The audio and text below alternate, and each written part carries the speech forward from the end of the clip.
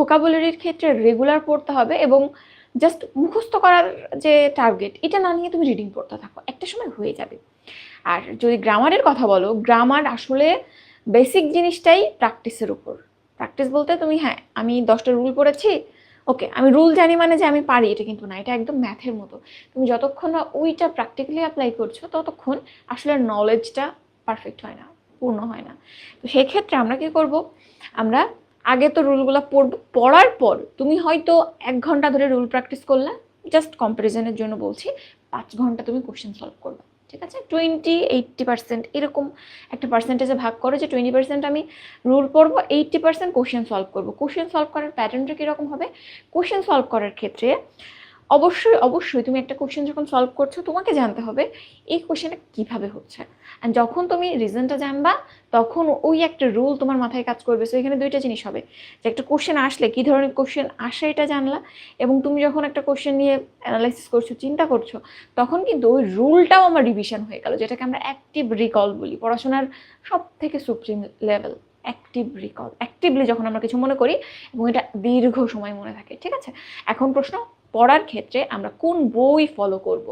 তো আমাদের একটা মেডওয়ার্ডস তো আছেই, যারা প্রথম দিকে ভর্তি হয়েছিল অনেকের কাছে আছে, নতুন যে ভার্সনটা আসবে সেখানে আমরা বইটা আপডেট করছি, এবং বেসিক যে থিওরির জায়গাটা এটা মোটামুটি এনাফ আছে বইতে। আমরা বাড়াবো কোন পোর্শনটা, কোশ্চেনের পোর্শনটা বাড়াবো। ঠিক আছে, তাহলে তুমি চাইলে মেডওয়ার্ডস পড়তে পারো, এর বাইরে তুমি চাইলে অ্যাপেক্স পড়তে পারো, তুমি চাইলে মাস্টার পড়তে পারো, তুমি চাইলে এর বাইরে কম্পিটিটিভ এক্সামও পড়তে পারো। 3টা বই আমি নর্মালি সাজেস্ট করি, অ্যাপেক্স, মাস্টার, কম্পিটিটিভ এক্সাম। কোন বইটা কাদের জন্য একটু বলি, হ্যাঁ ফার্স্ট ক্লাস কিছু স্টুডেন্টের জন্য, এই জন্য একটু টাইম নিচ্ছি। অ্যাপেক্স যে বইটা আছে, অ্যাপেক্স বইটার ক্ষেত্রে এইটা একেবারে বেসিক লেভেলের বই, মানে সব কিছু আছে, খুঁটিনাটি আছে এবং খুবই বিস্তারিতভাবে আছে।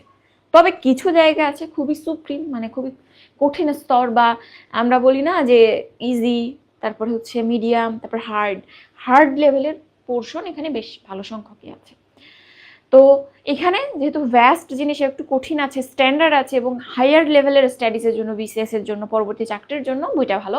বাট তোমাদের লেভেলে কিছু ক্ষেত্রে কঠিন মনে হতে পারে, তাইলে এটা স্ট্যান্ডার্ড বই, তো একটু কঠিন লাগতে পারে। আর মাস্টারের ক্ষেত্রে মাস্টার বইটা আরও ইজিলি প্রেজেন্ট করা হয়েছে সব কিছু, এবং এখানে দেখবা কোশ্চেনগুলা সব ক্ষেত্রে সুপ্রিম কোশ্চেন আছে অবভিয়াসলি, বাট জিনিসগুলোকে ইজিলি রিপ্রেজেন্ট করা হয়েছে এবং তোমার জন্য সহজ বোঝা একটা রুল, তার আন্ডারে কোশ্চেনগুলো অ্যানালাইসিস করা হয়েছে এবং যত ইজি সম্ভব ইজি করা হয়েছে। তবে মাস্টারের একটা কি বলবো, মানে একটা দুর্বলতা যদি বলতে বলো, তাহলে এটা হচ্ছে 2021-এ লাস্ট এডিশন এসেছে, এরপর আর নতুন এডিশন আসে নাই। সো আপডেটেড কোশ্চেন তোমরা পাচ্ছ না। অ্যাপেক্স কিন্তু প্রতি বছর নতুন এডিশন আসে।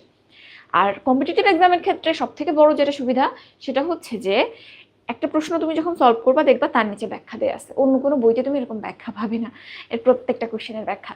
সো কম্পিটিটিভ এক্সাম তাদের জন্য ভালো যারা লাস্ট মোমেন্টে কোশ্চেন সলভ করছে। ঠিক আছে, তো এই